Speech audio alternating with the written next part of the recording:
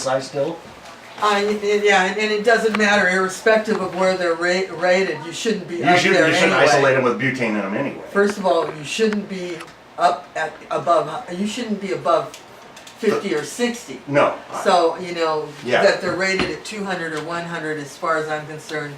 If they go, irrespective of what You they're want to be able rated to at, isolate them I want to be able to isolate them. immediately.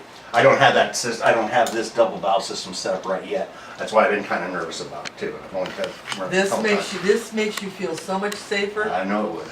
I just got to get another one of these, get another ball valve and put above. But then what if I pull the one off the top, it doesn't matter to me. But I just run one at the bottom.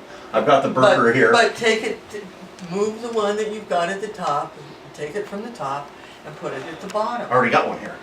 No, put it here. Oh, I already got one here too. So you've got one at the top and the bottom? And here. I got this for burping in case I suck any kind of moisture, butane. This is just for burping, isn't it? No, that is my overflow. This, okay, I see what you're doing here. I can do that. I have one on my gas out just in case I suck any fuel, any solvent, butane. I use this because I didn't know what That problem gets eliminated when you Do flush this. in this way. Yeah. Yeah, I was just being sure. Because So- I had this sitting aside and I have two of those other sight glasses which are this type. I just put them on there. Anyway, I don't know any of this stuff. I'm just learning. Let's see. And then the other thing that Turk uses that we never use is quick disconnects. Yeah, I'm using those right now too until Get rid of them. I'm going to have to understand. I don't understand why they use them at all. I got they used leak. to them with the Tunisium. But they leak, and this is an I haven't had a leaking system. problem with them yet, but I'm sure it could take place. Oh, you're the only other person that I've ever met that wears 2 pairs of glasses. Check it out. Excuse me, this is Country Bifocals. Look at this. This is Country Bifocals. That's a 400 instead of a 125 and 275. 425. Oh, we're only laughing because for years I did that. It works. But let me tell you, go to zinni.com, ZINNI.com, and you can buy glasses really cheap, like, you know, bifocals for under $50. That'd be cool because I'm getting these at Costco for $18 a 3-pack. Behind because it's Oregon. Even packing dry material out of a dehumidified room into a column will still pick up moisture from the air just on the table in 5 minutes. Galveston, your ice cream cone would fold and collapse within 30 seconds of walking out of the ice cream parlor. So, I mean, humidity, you see how fast it can affect things. Here, we end up with water back in it. I run 3 filters on my system, one going into my pumps, one going into the tank, and one coming out of the tank going into the machine, or into my system here. All of them collect water. So no matter what I do to stop it, there is moisture being picked up by the system, and I'm trying to stop it every way I can. By going to those sub-zero temperatures, we're keeping it in a crystalline form, so even if it's getting caught up in the butane extraction, it's being carried through, and it's not processing. By not having water, not having heat under pressure, we're not creating that chlorophyll extraction. We're not creating that penetration to get all of the garbage and crap that we don't want. We've had an extraction recently tested that was shatter. It was older material, so it didn't get anything but like a stretch pull. It barely cracked, but it tested out at 77.7% THC. With all of the CBD cannabinoids and others added, it was about 84.5% total active ingredients. It's so cold that I can't say it's winterizing itself, because winterizing is truly cleaning it and purifying it to an absolute, but it's acting as a mild winterization process. It's keeping it so cold. The filters are so fine that we're down to a, 150 micron mesh? 120 micron mesh, and it's literally after a column, a really solid extraction, you'll find a puck of those waxes at the end. Almost looks like spent hash or keef in bundles, but you can run it through your hands and there's nothing. It's inert. It's you can't, however, mistaken anything that you do in that column as winterizing. No. You are minimizing the waxes. At best, it's like if you look at decaffeinated coffee, it's massively caffeinated. It's just minorly reduced, and People are that's putting what out 50% happens shatters. in 60% shatters. We're seeing them come out at 8. a cold extraction like that. is that you are minimizing the amount of waxes that you're pulling, but you're still pulling most of them. If we stick it in and do a true winterization after doing one of those cold extractions, which we do all the time, we still pull a significant amount of wax. If you do pull all the waxes out, if you do a true winterization, you cannot do a shatter. A shatter requires some crystalline structure to be formed, and if you take those waxes away, you take away the crystalline structure that can form that shatter. So a true winterized product cannot form a shatter. The hardest time Period. I learned that Can't. when I did that with the Tunisians, because I was doing my ethanol winterization. The second you start adding heat to it, you start breaking down what would make it Yeah, stay I had stiff. problems with shatter. Plus, in the winterization, I was having massive problems just because of the. I didn't realize, didn't know enough then that I was taking all the waxes out and taking all the crystalline formations out. So I was just getting like stand up old, Right. sappy stuff. So With the change in operating that we're doing, it's definitely improving your overall product. You're testing it better, but it limits yields because you're not pulling all the crap, so you're not getting that extra wax. That being said, we're still getting 15% up to 20% at times. we're still getting exceptional yields because we're getting a True solid. winterization, yeah. Well, we're getting a solid extraction. We're able to push through at pressure repeated times. The technique involved in it is really going through and trying to wash every additional bit down. So it runs me about 2.5 hours to run through from beginning to end on a column. I can run about 2.5 pounds, so I'm averaging 1 pound an hour. And with a 15 to 20% yield, it's not doing too bad overall for a day's work. And that's where these machines start to be a little bit more productive, is that you are able to process in a 12-hour day maybe 10 pounds. Bud material, well ground, well dried, well packed, not having any downtime, having everything dialed in just right. 10 pounds a day is pretty easy, and that's doing a solid multiple wash. I do about 6 or 7 passes of butane to get that completely extracted. But when I go to empty a column, if I wait a day and allow the butane to have fully evacuated and then what little that's remained evaporate off, I can go like this and it shakes out. It's gone. There's nothing sticky. There's nothing left to hold it in place. There's no friction. And a 20% extraction, even if the resins are more dense than the plant matter, you're still reducing your overall mass that's in that column. So it literally shrivels up from the sides and it falls out. Sweet. You know you had a good extraction. That is that, in tennis, they teach you to listen for that sound. When you hear the sound, you'll spend the rest of your career working for that sound. That's the first thing that they try to teach you. When you made that happen, you just did the perfect extraction. You have gotten everything that you could get. There's very little residual. You did not leave anything behind. For people running large plantation runs though, 6 passes, you're going to get a majority of your material in 4, and then you're going to pick up very little in the last 2 cleanup passes. 2.5 hours could be cut to 1.5 hours. You're not going to get as much. Your yield of 20% is only going to be 15, but when you can cut that hour, say half the time off, you lose a third, but you cut half the time. At the end of the day, you're producing about 50%, 60% more material. So for a situation, around the area that you guys are in, some of the processors that are down there will only do 2 or 3 passes and pick up half, 2/3 of the oil, because it's just not worth going any further. Right. Yeah. Open blast, they don't bother to go back and turn it over and redo it. Why? You've got tonnage. Well, this allows you a little bit more efficiency, but there are still limits in it, and you're going to find for your material how dry your stuff is, how you process, how cold your butane is, what works best for you. You have your own material to process if you're running your own gardens. That gives you the ability to actually learn what works best on your material.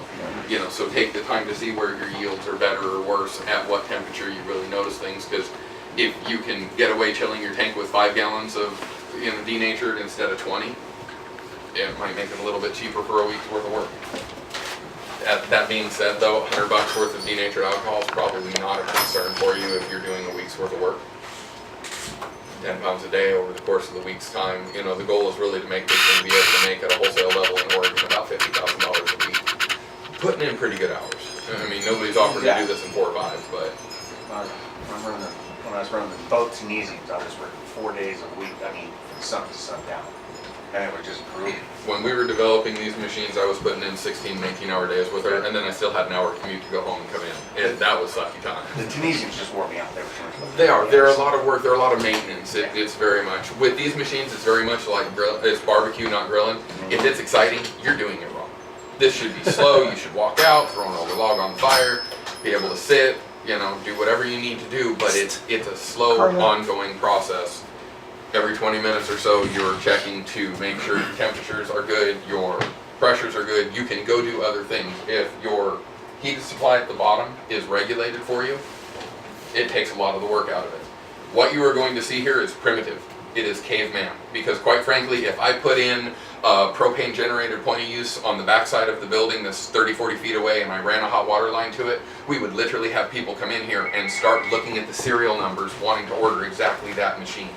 It may not be feasible for where you live. A hot water supply may already be available due to geothermal, due to solar supply, due to whatever. So if you're running hot water to heat the bin, figure it out. I'm doing it by buckets. Don't do it like me. It is the hardest way possible. It sucks, but it's how I maintain my masculine physique. I've been able to lose about 50 pounds this year, so it did work out in my favor, but it's the worst way possible. Figure out a better one. We're gonna be in a warehouse here real soon, well, and that may be postponed, but, Right. and so to invest the money to do what it takes to, well, actually, we would really like to do a flash heater. Carter. Or a hot water supply system. What we're looking at doing is a closed loop system for a hot water supply that will trickle in hot water. I use a siphon system to pull cold water out from under my tank, and then I rest my entire setup on top of 2x4 blocks so that I have penetration of the warm water under it. It allows the bottom plate where most of the butane is really going to reside and require heat transfer. It allows that penetration. Every time I add hot water, the hot pushes the cold out through the siphon line, and that allows me to regulate the temperature a little bit better. So using warm water, I can control the temperature of the tank to keep it truly at 70 to 75 degrees and not have 90, 100, 120 degree spikes and 50 degree lows. Every time that machine drops under about 65 degrees, it slows down. Under 60 degrees, they're trying to get your attention, Charlie. Yeah, okay. Every time it drops under about 65 degrees, slow down. Under 60, it gets really slow. A 2.5 hour extraction goes about 4 hours when you can't keep your temperatures above 60 degrees. 55 degrees, it went 6 hours. Under 55 degrees, I had 8 hours to make 4 passes of butane. I'm still a little bitter. It was very hard. We're trying to set up a machine. We're having a real hard time with the heat source on the bottom. It's being regulated with lab heat maps. The problem is that they're radiating as much heat outwards as they do inwards.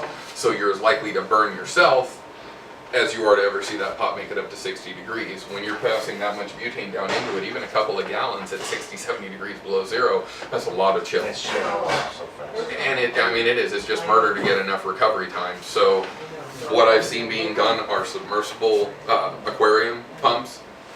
Gotta tell you, they scare the bejesus out of me. They're glass, they're not grounded. Spark, butane, conductivity. You need like a Right out of the aquarium, like aquarium fishing heater streamer, inside. dropping it into What about water. the titanium? The titanium ones. Outside. Hard rod titanium ones. It's a matter of finding them and sourcing them. That has been the hardest part, is actually having it. But we're running the lab mats, and it just wasn't quite enough to keep up. So we started adding the heaters that we could find, and it started maintaining. If I had a hot water supply direct that was a little bit easier to access at the place we were setting up, it would have been easier to just run a hot water in, a drain line out, and we'd have been functioning. So operating with heat mats has been a real challenge for what we have done. Hot water carries a lot more BTUs than running a heater under your system. I thought about the hot water tank itself and just cycle. Or a small, you can do a small. Point of use, a couple gallons. We have a 2-gallon one, and it doesn't keep up with the hot water I need.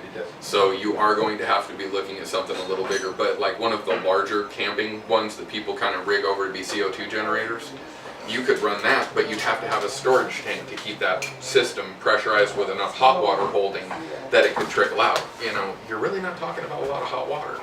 Yes, you're needing to turn over this amount, but if you're adding 5 gallons every 10 minutes in warmed water. There's the electric ones though, the electric hot water heaters now we can start playing with. You can get a 20, 30 gallon squat and just plumb it right in. Yeah. $300. You're adding to your electric bill, a couple $100 a month. You're making your overall system maybe that much more productive. And I'm running 2.5 hours, maybe a little over, to get a run with having the water moving we've started running, not air stones, but just an airline on an aquarium pump down, running it under, and what it does is it keeps the entire system of water moving. Having that movement creates more crossover, so the surface area of crossover creates more BTU transfer. Everything's speeding up. I might be able to get that 2.5 down to 2 hours. Optimum heat, optimum transfer, having that bubbling, having that movement, having the hot coming in and the cold going out. I mean, just keeping everything agitated and alive in that little tank, we might be able to see even better time. And That's with your 2-pound columns, though. yes, or 2.5. I run 2.5 usually, but it will be bud material for most of what I do here. Do we, by dropping that in half, say to a 1-pound column, though, because I run just over a pound in a 2-foot 4-inch because it allows me to just pack an extra coffee filter on either end and it fits beautifully nice and loose. It runs just over an hour and a half for me to do a 1-pound. The column I'm going to do second is a 2-inch and it's holding 11 ounces of material. It's 3-foot 2-inch column and I should be able to run that in about an hour. So I mean, they're roughly scaled, but there is kind of a transfer. Even running these little ones takes me, you know, a half hour to get through it. The funny thing is with these little ones, you might strip the hell out of it in only 1 or 2 passes of butane because you're doing such a large amount. And I mean, relative to the Mark III, the amount of butane that I'm going to push is gallons compared to cups. So what happens when you run that little cylinder is 1 or 2 passes, you put more butane through it than you'd run in 5 passes. Here, you get a pretty deep extraction. You get it complete, you get it all pretty quickly. So you'll find that running the smaller columns, you'll end up doing less passes to get a complete run. So, you know, there are benefits to sizing down. You can get it in the system, but then it's so many more man hours, it's so much more labor to keep the same efficiency at the end of the day. Running this machine allows you to run 2 of these machines, 3 of these machines. You know, you put in a Haskell on a screw compressor and you can hook up 2 or 3 of them. You can man it yourself. Pre-pack all your columns that morning and just have that turnover ready. Have the drums ready if you're changing flavors so that you can go strain specific if that's what your market is. Have everything prepped. But if you do 2 days of work on 1 day of prep, 6 days a week you're looking at processing obscene amounts of pot. You know, 100 pounds, maybe 150 pounds a week off of 2 machines, and that's without going plantation style. That's full extractions. I mean, plantations cut 40% of their time off what I do, but I get a much deeper, I get a much higher yield than they do. So yeah, for the smaller growers, yeah, I'm not no plantation. you're wanting to use what you got and make it through the winter. You know, a lot of people are trying to buy huge amounts of material because they've got these huge machines and they want to keep their crew running all winter. If this is your own personal and you're doing your own material, you'll learn it. You'll learn what gives you the best extraction, how to run each size column, because each one works a little differently. The soak time to allow the penetration of the butane, each one changes. Each one operates a little different in how much time it takes. So what you're going to watch is on mine, takes about 20 minutes, half hour to do the pump down for the amount of butane that I turn over. But I started limiting that amount of butane to start cheating my times down from the 3.5 to get me down to 2.5. So what I've started doing is, because I have a bi-flow machine, I take advantage of it. I push from the bottom up 2 or 3 times, depending on how good the material is. I really want to get a good clean turnover through the sight glass, really watching it to make sure I've done a good job getting everything that's loose. But with each one, I have a nice long soak time. It takes that 15-20 minutes of pump off. So what's happening is, as ambient affects this, it's off-gassing to the top, which is pushing the liquid deeper and deeper, you know, further down in the column. So what ends up happening is everything's wanting to go downwards anyways. I'll crack open the dump valve and I'll turn the system around and start doing a top flood through and pushing it down. But I'm not doing a complete turnover. Assume it takes me 60 to 70 seconds to fill from the bottom up. It takes 60, 70 seconds to fill from the top down. I'm only going to do about 45. The idea is that this is only going to have 20 or 30% of its capacity of saturation. So as it passes through, it's going to pick up as much as it can. By allowing it to turn over and have a little more time down here at the bottom, we're literally sweeping the hash off the top. Fresh butane is hitting this. This is getting stripped better and better and better each pass from the top down.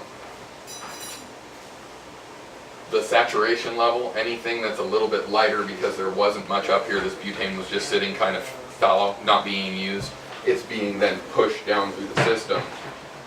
It sat here getting very little in it, and now it's having a chance to pick up everything that it can. So I'm trying to take advantage of the fact that if I don't have to put 50 gallons of butane across, I only need 20, it's going to pump off that much faster. So I would rather do 7, 8, 10 little passes, 30, 45 seconds each, as I'm doing the top flood, rather than do the deep, long passes, because it's moving down. At some point, depending on the material, the stuff you see me run today, I'll have to do one good, long, high-pressure run, really try to back it up a little bit and flood it down, because it's bud material, it's really good bud material. I want it all. I want the center to move, and the problem with these bigger columns, the bigger you get, the ice block forms.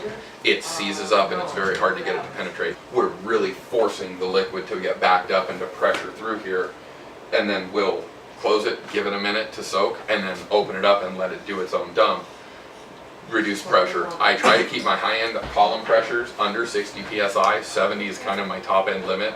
Past that, you can start to see leaking in the seals. That would have been perfectly fine operating for years, never going over 50 or 60 psi. The pressures just start to seem to be a little bit more extreme. You know, scaling really occurs on a logarithmic basis, and each 10 psi creates more and more basis of trouble. So some of the modifications I've seen made to these bigger machines are a 70 psi blow-off valve that literally just, if it was too much pressure here on the overflow line, it would tap in down here to a little connection point and it would release the pressure down into the bottom tank. So any saturated butane that was too much buildup up here would go down there. Southern Oregon, what do you figure, 105 degrees this summer? Maybe. When you hit the high end? You know, when you hit the high end, what is it, about 100, 105? Yeah, Maybe worse? 105 for lucky, yeah. Okay, where are you gonna run this thing? Indoors, it's gonna be hot as hell. Outdoors, it's still hot as hell. I bet These- an air conditioning shop there. But you have to have enough airspace around it. Your bubbling tank of denatured alcohol, you're gonna get high. Yeah, but this will be this. Yeah, you know it will be, because So- the rest of the shop will be air conditioned, but the room that's gonna be running in is gonna be wide open air being blown through it, so it's gonna be What hot. happens, this won't freeze up. All that ambient temperature will cause a fast off-gassing, and so in the 20 minutes it takes for this to pump off, this will have off-gassed ridiculous levels and created massive amounts of pressure. So some of the mods we've seen are to directly account for the fact that they are set up in a tractor trailer on a farm in the middle of nowhere in southern Oregon or northern California. I mean, just the high desert, high temperature running, that's one of the things that they've accounted for. So I try to keep this gauge from ever seeing 60 psi. If I see 60, I start to vent pressure either through the overflow or through the dump if I'm far enough into the run that I'm running to the bottom. But that's the one thing that I really watch for. Once I know the ambient temperature, once I have a feel for what the machine's doing on that day, you can walk away from it. Don't go away. Don't hop in the car. Don't get on your cell phone. I mean, it's not anything, this isn't the time to start checking your, balances, but you can run into the lab. You can walk away. You can run in the house and go to the bathroom. You have 15 or 20 minutes. You do have kind of a live, active, problem if you're not paying attention. Yeah, exactly. If things go wrong, they go gloriously wrong. So, if you're gonna screw up, go big. Just try not to. Really, you have time to hit the bathroom up, but it's really better to stand there, maintain it. It's bucket brigade or fire watch for a welder. The guy never sets a fire until the one time the kid's not paying attention, that's when he burns the forest down. So, really, this is something that needs to be maintained, but you can turn your back on it for a minute. You can pick up something. You can get the other columns packed. You can do the work required to do this. If your vacuum oven is right there in the same space as this, you can run sheets if you want. It's just, I can't. It's a different mindset. It's a different thing to do. It's hard to turn valves and then go slide sheets of oil around and play with delicate things. Pounding T-posts and, making cheese, two different jobs on the farm. The only thing I was thinking was like the gauges going back to digital with the radio transmitters in them, because I have them now, but they're way high dollar, but you can slide into your cell phone, smartphone, that way you can walk around them. You have to go back in the house, you can still be monitoring Right. your pressures. I've seen them also webcam where you can Yeah. app into it through your phone and keep track of it. Yeah. The biggest thing is if any of these hoses leaks, cracks, start to leak, anything builds up and you're not in there noticing the smell of it, then it's not noticed. Yeah, they're a hands-on tool. Absolutely. And so the more automated they get, the more they actually kind of scare me, because then people think they can walk away from it. Look how many idiots crashed when they got cruise control in their RV. Well, I got cruise control. Walk onto the back and get a sandwich. I mean, the concept of what it was supposed to be wasn't there. It's automatic drive, so it must drive. No matter how automated, you still have to have your hands on it. You still have to pay attention to it. You still have to be right there, because a pump can fail, a line can fail, a hose can fail. shit leaks. We were running a machine here this last week, and I had 4 seals fail. Complete or just partial failures? Had to replace 2 of the seals. Had to That's get gotta be brand a new butt seals fucker. for the. These were just not a really good grade. Don't know if they'd had time to age or shrivel back, but the metal was starting to kind of flay through for the screens. And then the 2-inch seals down here, Big it's Chinese. a larger machine, just failed. Don't know if it was over torqued, over tightened too many times, what it was, but it did not hold up. And so in just one run, we had a lot of things going wrong. It's a good thing nobody walked away, or they just wouldn't have seen that on an iceberg we had dripping water. It's like, that's wrong. You know what I mean? It's just when common sense kind of gets your attention, boy, you better pay attention, because something's wrong. If you think it is, it is. So, and that's been the biggest thing with the operation of these, is that there's gas detectors, really fancy, cost a few $100s. They test for hydrocarbons, and they will tell you that there's a leak. 99 times out of 100, if I've got that thing out and I'm using it, it's because I've already smelled the leak. I've already found the problem. You know there's The a leak, you're just trying to pressure's isolate it. Yeah, and I mean, truly, it's one of those things. Yeah, that's where the beauty Well, my is coming sniffing doesn't from. work anymore, so I gotta use one of those gas detectors. Absolutely, I can makes run it up and perfect down the sense. thing 'cause I can't smell them. But if you notice the pressures are acting wonky, Yeah, you know you're gonna something's get wrong. that damn thing out, and Yes. you're gonna check it because something's wrong. And that's, more often than not, you see a problem in the system. You don't. There's an operator who, I mean, he talks about running a machine that's got 2 columns and it's all on, and I mean, he stands there waving those things. He looks like one of the air traffic guys out at O'Hare. I gotta tell you, that scares the hell out of me, because if you feel the need to stand there all day long using those things, man, are you that bad at putting a seal together? Because once this is pressure tested and vacuum tested, I'm pretty confident that it's gonna run the day without leaking on me. And I've been at it for a year, and that's been pretty true. So these machines operate every day with a lot of people doing them everywhere that just, they're not blowing up. They're There's not 2 or having 3 a runs problem. though, your butt's puckered anyway, no matter what, you learn one of these tools. I'm out there with that. I'm down every damn orifice on something, checking every I've had seal. catastrophic failure of pumps and systems. And we were bubbling back up through the columns. It was off-gassing so quick that it was pressurizing and pushing the liquid butane back up into the system. That was scary, because there's nothing you can do about the boiling butane dancing on the sight glass. You just have to suck it up and hope it doesn't burst. That was the R&D. Thank God it got better in the last 6-8 months, because that would have been a hard job to stay with. It was just an operation. We blew out pumps. We had one fail catastrophically, and it was literally just pumping a perfectly balanced cloud of butane atmosphere, just waiting for a spark to be found. I mean, Appion, when they fail gloriously. It eats those seals out and they blow. The other 2 or 3 companies of pumps that I've burned out, they just go tick tick and they stop running. They stay closed loop, they stay sealed. You're gonna have to replace them pretty damn quick, but I have that dialed in under a minute, and that includes the time it takes me to run to the shed to go get my backup pump. You can get them replaced in 20 seconds if you have your spare sitting there already. And when it's that hot, you want your spare sitting there, because it is hard on the pumps when it gets warm. Well, I actually vent to atmosphere if you got to. I always put a fail-safe tube in that just goes up to the side. So it's There's to the a vacuums. add-on for one of the sides here that has been done, and it's a pressurized blow-off if it gets over a I've certain seen those. I level. was going to buy one, but I just like after I'm through vacuum. Mhm. Sure. On this This is my recovery line, this is my vacuum. and your vacuum right here. I just hook onto it too. Runs out the building.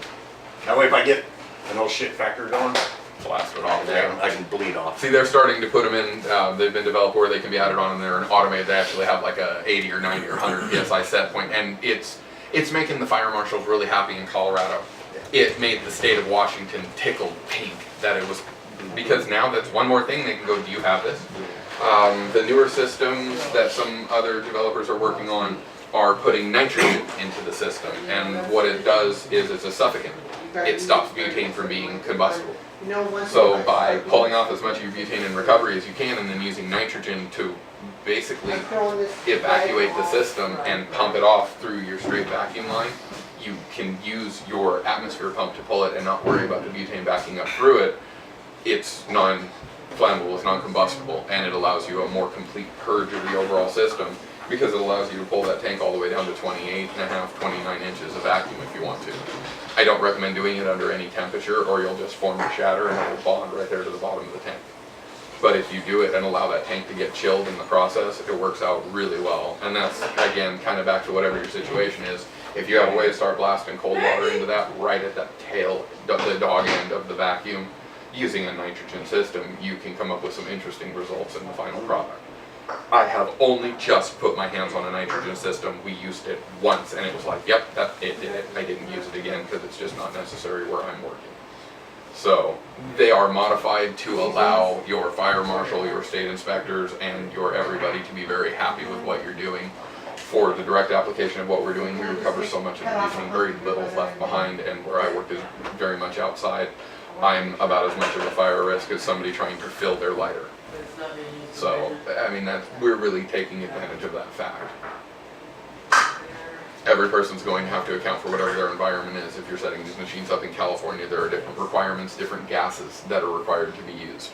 They can be modified, they can be changed, but those are all very specific applications. They're not the general applications that I cover. So what we're doing today is a denatured alcohol chilled butane extraction. I don't know about CO2. I can't tell you a whole lot about the engineering behind a lot of this, why we don't use N-butane, because we have access to a really good grade of butane that's a lot cheaper and easier to source. That's all I can tell you. I don't have the scientific side. I don't have the specifics. I know Carla is happy to explain them. Man, I'm the driver. I'm not the engineer that built the car. So I can give you very direct, hands-on application answers to any questions that you have. And anything technical that you ask me, I'm going to go a little bit cross-eyed and I'm just going to kind of drool on myself and tell you to go talk to Carla. Okay? So, I mean, please believe I'm not trying to be rude. I don't know. I run the machines. I know how to run it. That's where my skills come in. She builds them and I test them. Cool.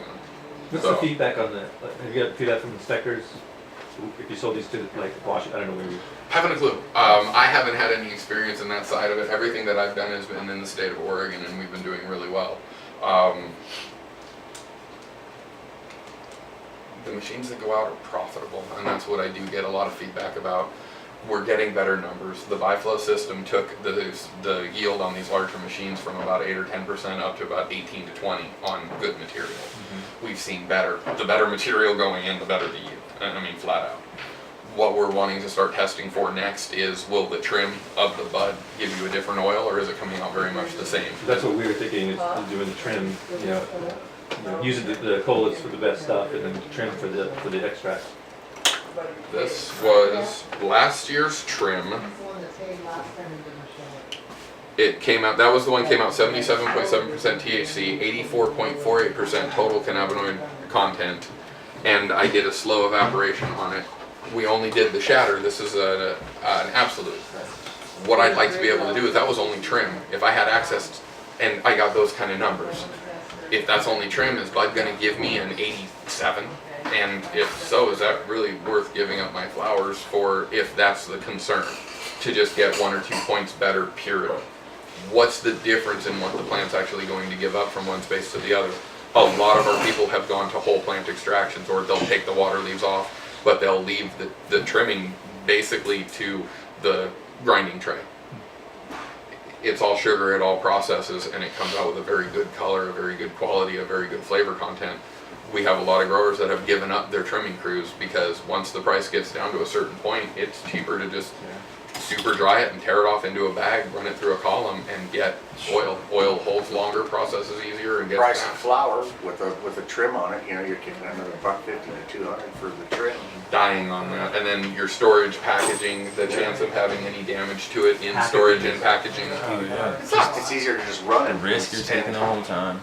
Okay, and I mean, I don't know if any of y'all are dealing with this. I've never implied that anyone here did anything illegal. However, we do have clients that have more garden space than they have, the ability to cater to the specific laws of their area.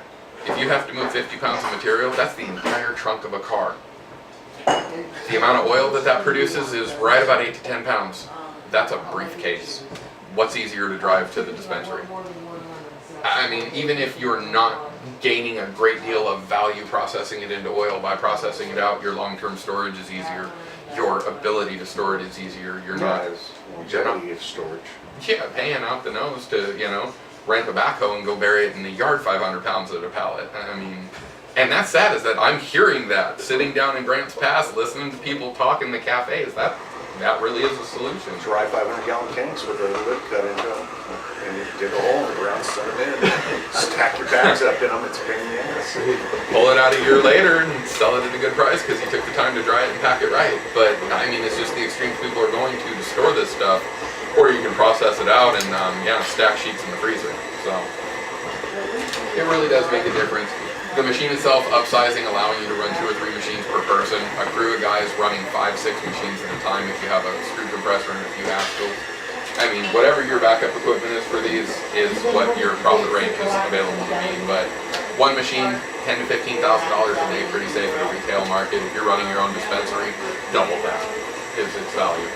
And that's Shatter. Any absolutes you make, absolutes turn into beautiful medibles because they're controlled.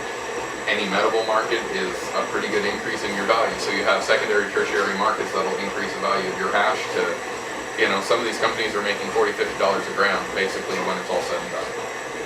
And that really is where the value of the machine is. So one of these makes good money. 2 or 3 of them, that's where you really start to see a problem. And he'll be able to run his own machines and leave drums for you to start on in the morning. 12 hours of extracting in a 16-hour day of working. It's a lot of material, fellas. That's a lot of work. I mean, that's getting to the point that you're gonna have to hire somebody to leave so that you guys can stay there. Your time is too valuable as an extractor to leave. Whoever's processing for it is gonna have to, or whoever's trying to finance it, better be a good salesman, because once you dial in your system, you will produce. There's just no way about it. I mean, man, low-grade material with a couple of passes of butane, you're still gonna be running through 15, 20 pounds a day. So even if it's low grade, you're gonna get everything off of it because that one pass of butane. Bottleneck at your ovens. I can help you out on that one. Oh, I'm working on it. We run Cascade Tech ovens. We have the smaller one right now here that you'll get to see that we're running on, and I've been operating one of the larger ones down south for one of our clients. Yeah, I can run a great deal of oil. I run 3-ounce sheets pretty regularly, and I'm running 3 of them at a time in the oven that I have now. If I allow them to be a little bit thicker, if the color isn't as much of a concern as the testing is, I can get 4 ounces on a sheet in a single shelf. 12 ounces at a time takes me about an hour to pull, maybe an hour and a half per setup. So lab time definitely has to be a little more hands-on to pay attention to what the sheets are doing, but if you know how to feather it, you can run all of them at once. They can be at different stages of off-gassing. They can be different batches, different material. They can bubble differently. All the same as oven? long as you pay attention to what you're doing and allow it to vent when it needs to, so you're not climbing the blob into the walls, you can do whatever you need to. And I have done it. I have tested it. The bigger oven will hold 6 sheets. That's a little extreme. We've run 3 trays, but the trays are as big as a cookie sheet, like a commercial cookie sheet. They're 18 by 24. They'll hold like a 6 or 8 ounce, maybe larger sheet of oil. I don't know. I haven't had a chance to really test that yet. But 3 or 4 trays would easily fit in there, holding a ½ pound of oil each tray possibly. That starts to match the production levels you need to, and with that pump pulling to vacuum as quick as it is, as safe as it does, you really start to see, give it 2 hours per round of shatter for most material, and that's probably longer than you need, but that's safe. That way you know you're not bubbling off. If you're running to crumbles, it takes a little longer, a little higher temperature. That is the perfect thing to go home on. Pull it to shatter, let it stack on the side, and then when you're ready to go home and go to bed, whatever you want to wax, throw it back in, crank it up for the night, and leave. And 12 hours later, you'll have had some, thermal degradation. You'll get nucleation points, and it will start to crumble. There are people who are doing it at lower temperatures, and it takes 2 or 3 days at a time. Nobody has time for that. You cannot tie up a $13,000 oven for 5 days, 4 days on one batch.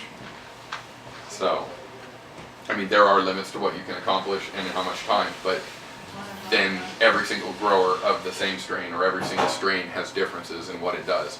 We ran some green crack out. It went to wax. 95 degrees, hadn't even got it to full temperature, and it went to wax. Thank God that's what they requested. Rockstar. Because I was pissed, hadn't looked at the order sheet, and I was just screaming at this stuff because it didn't shatter. It went right to wax. I'm like, it's shiny, it's shiny. I don't know what to do. And then I went and I looked at the sheet. I'm like, okay, Rockstar status attained. And it was gorgeous. It was the best smelling. It came out blonde. It was one of the finest extractions I've done. But if I get green crack from another grower and it does the same thing, I will know that that strain just waxes for me no matter what. I've been told blueberry will not shatter. Something about the terpenes, they're too much of a solvent. They keep it soft always. That was from somebody who ran, 1,000 pounds last year running down south for a lot of outdoor. Now, was it the one or two growers that he worked for had stuff, mineral content or whatever that made it soft? Or is the strain blueberry really not going to hold a snap? I don't know yet, but every time you run, you find out a little bit more about your own material. You find out a little bit more about what other people's material does. Keep it cold, it stays cleaner. The cleaner, the colder, the cleaner, the happier you're going to be at the end of the day. Because if you can avoid green and you can avoid wax, it's just better smoke. When it tests better, when all those numbers start to get high, man, that's awesome. But I'm not trying to tell you it's winterized. I'm not making any promises that it's not. It just came out better. I had really great numbers. The colder I've gotten, the better my numbers have looked. And the better my extractions look. I get blonde colors out of young material. If it's last year's trim, the crystals have gone to brown, you're going to get a dark oil. That's just how it is. You're not going to turn brown into blonde. So whatever the trichomes are that are coming off that material. Yes, you can if you leave butane in it. Yeah. Or if you whip air into it, Yeah. or water into it. Okay, proper product is testable. You make it wrong. Good work that's worth showing off.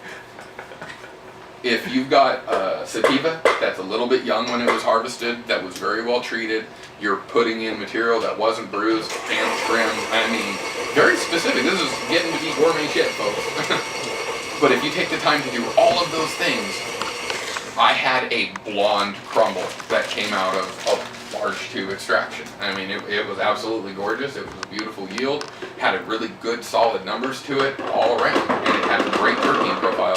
Waxed at 95 degrees, so it happens. Your material is going to dictate, you will learn what you run and how it affects what you do. I'm not saying you have to have the Cascade Tech, I just think that your life will get easier if you get one. If you have another oven, I'm not saying to get rid of it, keep it, it's a great backup. You can prep 3 sheets at 25 inches of vacuum, and then as you need to do finish work, you can put it into your across or whatever, and let it finish off up there, and just use it as a staging oven. But it'll hold easier, it pulls to vacuum faster, it heat transfers quicker. I mean, it's a superior oven to what I'm using now, so I prefer it. I've turned the top oven off. You'll see in the lab I only run the Cascade Tech now. Have you tried the AI with the preheated shelves in it yet? No, with this one our shelves are heated, but it's done through engineering. They're aluminum. Aluminum under vacuum is incredibly So conductive. it's taking the clean side from the heat. And they have testing, like an actual curve, has less than 1% variance at 105 degrees. So from front to back, side to side, from all 3 shelves, top, bottom, and middle, no matter where you tested it, it was still coming up with less than 1% variance in accuracy. Yeah, the Cascade's heated all the way around. Right, and so it penetrates in through the walls, through that little AI is aluminum. just heated on top, I believe, top and bottom, isn't I it? think it's just bottom because you Just can't bottom. penetrate from the top. The heat doesn't flow downwards, so it tries to radiate into the shelves. The problem with the ones that were being heated per shelf is it's a lot of engineering that goes into it for additional cost. Yeah. The Cascade Tech is no moving parts. You can throw your aluminum trays around to pull it out, to clean it, wipe it down. There's no wires, no pulls. So it, Cost, well, that's the return cost differential. I haven't tried an AI yet with the 3 shelves. I've only heard about them, haven't seen them yet. But I really was sold on the Cascade Tech. And then the large one, like I said, the trays that it gives you they're awesome. I mean, they're just such a handy, convenient size and shape. We run oil slick paper, the Teflon sheets. I'm able to do it sideways and just pull a 2-foot sheet and it covers it front to back, side to side. So I mean, you're working the entire tray. You're standing there next to your collection drum, just working it onto that entire sheet, and then you slide the entire sheet in. Right now, I'm having to slide the Teflon paper in, kind of fold it and work it in onto the shelves. I've had a few near disasters that I have to kind of work around, so having a pizza peel effect really helps in a lot of cases.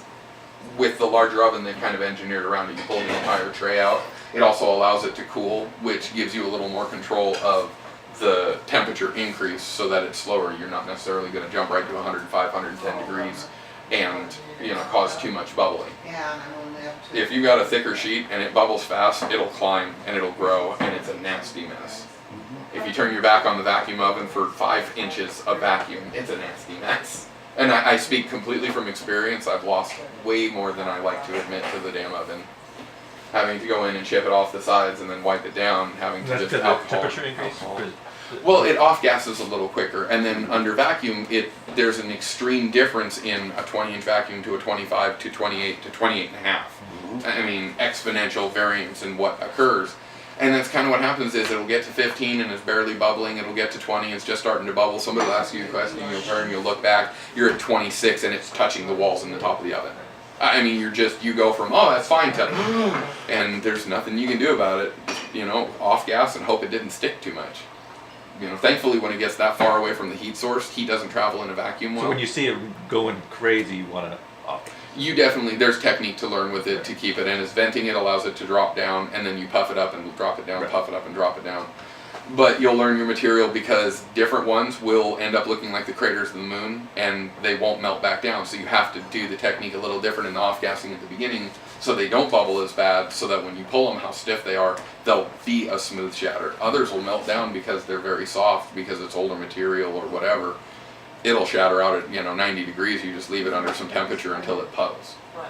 and then pull it off the heat, and you're good to go. So it, again, different material, different age, different time, different grower, different nutrients. Whether or not you stand on one leg, I mean, boxers or briefs. We really don't know what the change is, but there's more variance than you can swear by. I will shatter this. Boy, I'll try. I can't promise shatter, but if it doesn't shatter, it will be an awesome wax. You know what I mean? not wasted. There's just not a guarantee in this. You can't. There's too many variables, there's too many little things that change everything, and we don't know enough of them yet to know what to look for or what to test for. So, Yeah, I wore out my 1 o'clock in the morning calls. I've got it. Well, maybe not now. yeah, Almost. Hold on. Yeah, gotta go back. I'm gonna be right back. Well, I gotta get started on this column, so if you guys wanna move out that way, we'll do the first pass of gas and get pumping, and you can, go semi-dap with me, and then you guys get to come back inside and talk a little bit more with Carla about the actual build and assembly of this machine and the upgrades from the Mark III, and I will stay out there and brave the cold to keep the extraction going.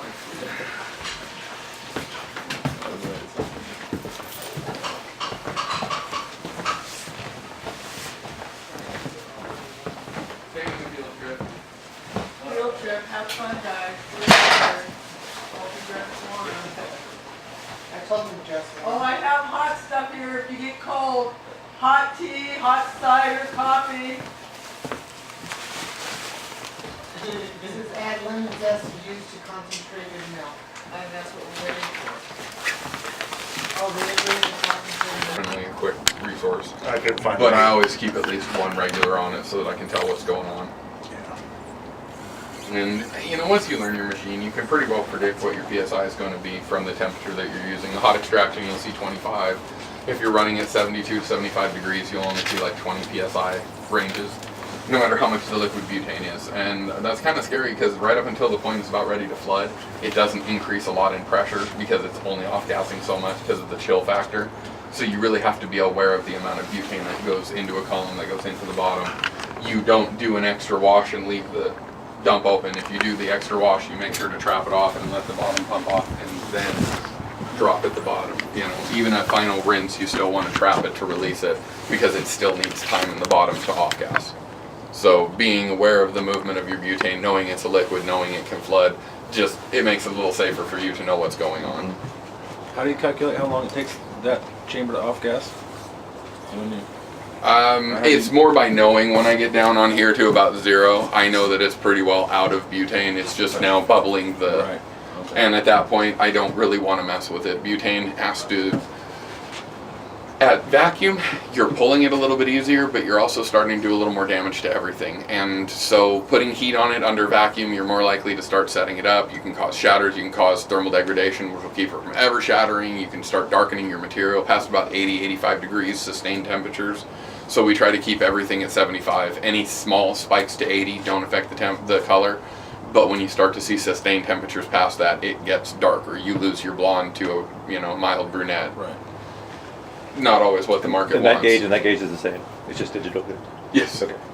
Yeah, they're both compound gauges. They go up to about 100, 120 psi and go down to a 28 and a half, 29 inch vacuum. They say 30. I don't think anything actually gets to 30, but maybe natural. So, let me run and grab the hot water and move our pump here. Walk out to my car real fast and grab my jacket.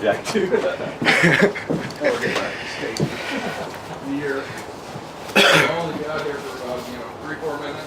When it is pumping and running, you guys can get back in line. Alright. Yeah, we'll start moving you guys. I do, but I can get it after you guys get down there. They're only gonna be out here for a little bit. It's not a big deal. Yeah, these things were really good. Crap. Nobody likes them. Everyone uses them, that's funny. Yeah, some people, yeah, I know, but that's what they were sold with. They're selling systems in Grants Pass for $7,500 out of Redwood Nursery. I got a picture of them here. Alrighty. Excuse me. Listen. That's my system there. Grants Pass. That with the pot, $7,500 with the pumps, the Appian, and everything else. That's what I've been doing there. Alright. Recovery line at the back of the machine is open. I have it closed here at the pump. So where you would, open the recovery line, I open it up here as I turn each pump on. I don't turn them on at the beginning. There's no butane in the atmosphere or in the environment, and these are self-lubricating from what they're pumping, is how it's been explained to me. So by allowing it to come to pressure before it starts pumping, it saves wear and tear on the machine, lubricates it immediately. Just seems a better idea to me. I don't know if I'm right or not, but it sounds good. Yeah, I played one on TV. Two primer. We need two for one. Well, I'm running 2 pumps. It just makes everything faster. Is how I pulled that 5-hour column down to about 2.5, 3 hours now. So, we went from Promax to CPS. Before the Promax was Appian. Somewhere in the middle, I think we had one other company we tried. It didn't hold up long at all. I've murdered brand new pumps like right out of the box, and we've had these running for the last couple of months solid. I've had 12-hour days on them. So. The CPS seem to work really well. These are a TR21. There's another model that was just released, a TR21S. It is a spark-proof stainless steel version. Everything we're doing is slowly getting rid of all of the brass fittings and switching everything to stainless steel anyways. You saw that on the machine in front. So we're trying to swap that out, switching to where it directly connects to the tank, doesn't have the flare adapters, and we're actually in the process of sourcing stainless steel butane tanks. So once everything gets to stainless steel, it'll all be food grade, and then another health inspector or building inspector or whatever is happy with what you're doing. Well, that's important if your market demands it, and that's one of the big things, is that this can be engineered into any location, any spec, any requirements that are necessary to match whatever the local requirements are. When they're wanting to talk about closed loop systems, these are kind of the machines that they come back to of what the design's going to be based on. These are the first ones that went out, so that's what even the uninformed elected officials, is what they have to go on. A great deal of the research falls back to Skunk Farm. So a lot of what's being looked at is the stuff that Carla and JD were the ones to have written. So knowing that it's their machines, you have a little better understanding if it's this clamp or this seal or this particular setup, why it was done. Everybody else can just tell you, well, that's what we sourced, and they can tell you we sourced it because we had these problems with it, this was the reactions to it, this is what our engineer said, this is what our testing lab said. When they found out about the mystery oil, they went ahead, ran a bunch of it, and had it tested to confirm what it was and what it was doing in the cans. It made sense, it's just kind of, nasty. So I'll show you that, but we do can tap to get all of our butane into here. We run Lucien 4-way. It has a lower part per million of pollutants than even N-butane threshold does. So it's as clean as we can find for the best price possible. It's available here in Portland just about any day of the week. So it's easy to find, it's easy to get, and it's easy to work with. Can tapping with 2 pumps takes me about 2.5 hours, so I'm not nearly as angry doing it anymore. That was a long day, 7-8 hours to do it with 1 pump. When we were running hotter, the back pressure was causing a lot slower pumping. So, but anyhow, what we're doing, dump valve is closed, overflow is open. We're going to go ahead and fill from the bottom up. Stopwatch, because I can't consistently count to 60 or 70 every time, the same amount of time, and that's a lot of butane to be moving, to be guessing at it. So I don't usually open wide open. I've seen these things operated all different ways. Unless I'm trying to really get a pressure spike, I usually only crack it a little bit. It slows down the butane passage, maybe gives it a little bit more time to soak in and get what it can to pick up. Maybe not. I've heard both directions. I just kind of control it. It slows it down, and then if my back's turned for 10 seconds, I'm not as likely to flood out or get higher than I'm comfortable with. So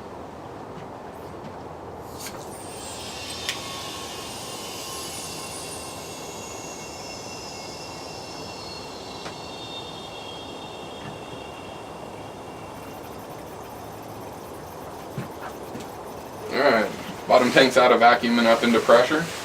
Once I get these pumps running, you're not really going to be able to hear me much. We'll be shouting over them, so it'll be a little bit more the visual of what's going on. But right now, pumping from the bottom up, we're filling the column, and it's passing in there at about 50 or 60 degrees below 0 centigrade right now. So it is a nicely chilled extraction. We're doing bud material, I believe. Really looking forward to the results. Should be pretty. It has a really good smell to it. That seems to be a real big factor. If it smells like alfalfa, your extraction smells like alfalfa. As long as there's still a flavor content, some terpenes to it, your yield's going to be dictated by how good the material is, but whether or not you can actually tolerate the taste of it, garbage in, garbage out. If it smells funny, it's going to taste funny. And we're finding that out really big right now, working more of the outdoor materials. So my lines are already open, my hot and cold coil are set up, so I'm just going to get pumps running. Okay, I was going to get pumps running. Alright, give me 1 second here.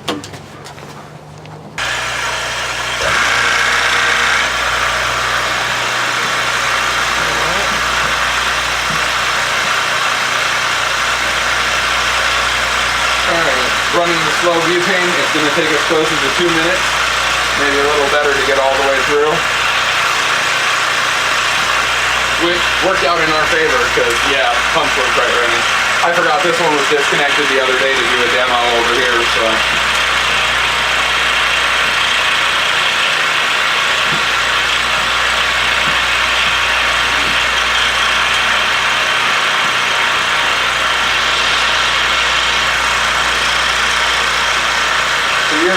You're pumping the butane out from the same thing, and you're not sequencing it. You're in and out. Yes, sir. Yeah. And I'm super chilling it as it goes back in. So instead of having hot butane at the top of the line, and we were running the 6,000. There is a new Promax. It's a black case. It's the 6,000. It's about 20 or 30% faster. It should be matching up to what these CPS are. Haven't run it yet. I can't tell you one way or the other. But they are supposed to be a little bit more targeted for what we're doing. The reason I like these is there's no internal thing.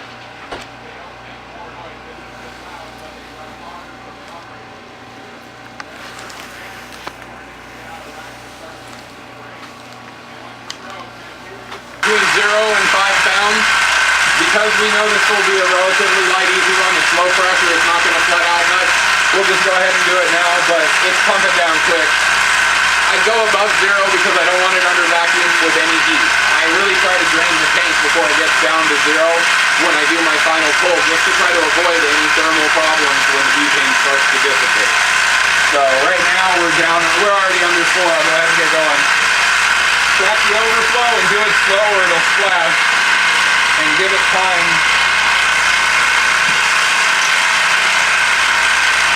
You get to see your color, and it's pretty substantial for that very first pass.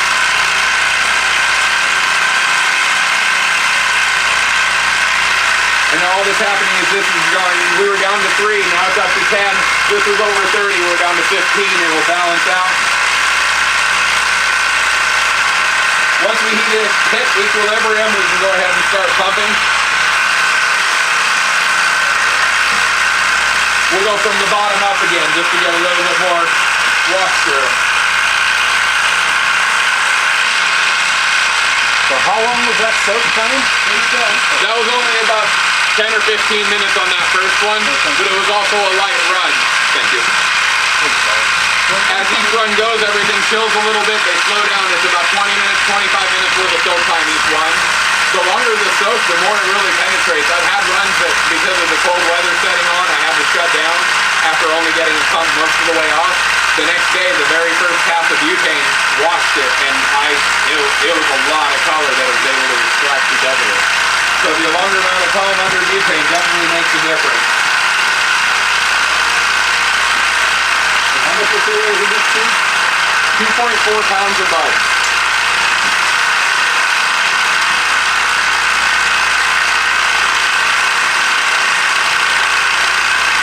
That's a really reduced amount of color. Yeah.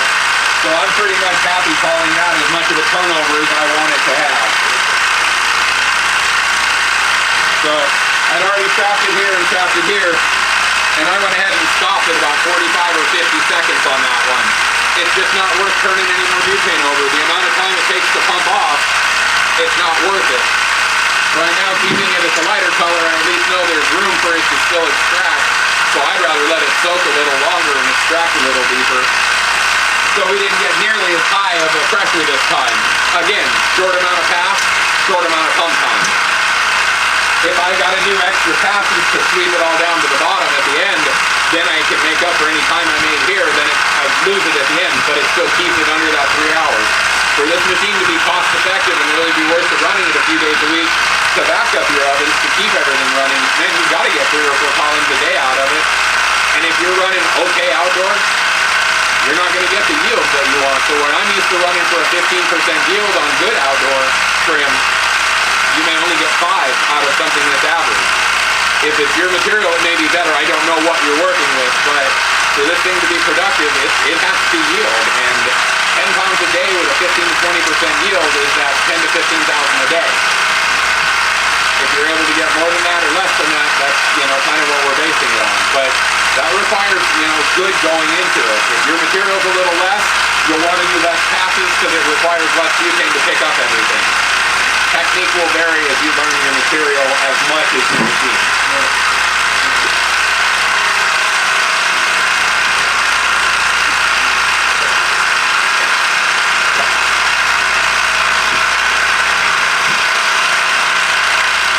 Did you say you have an air stone or something in there or no? Not on this one, it was on the other system that we were running. I pour water into this more often to throw splashes, so usually I just take advantage of the bucket to turn it over at 80 degrees of water, and it keeps it right about 75.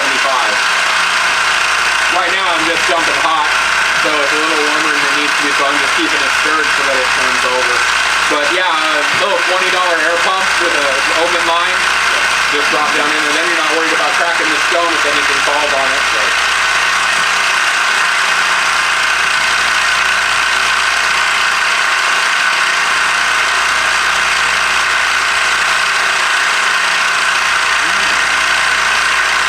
This is where the excitement is.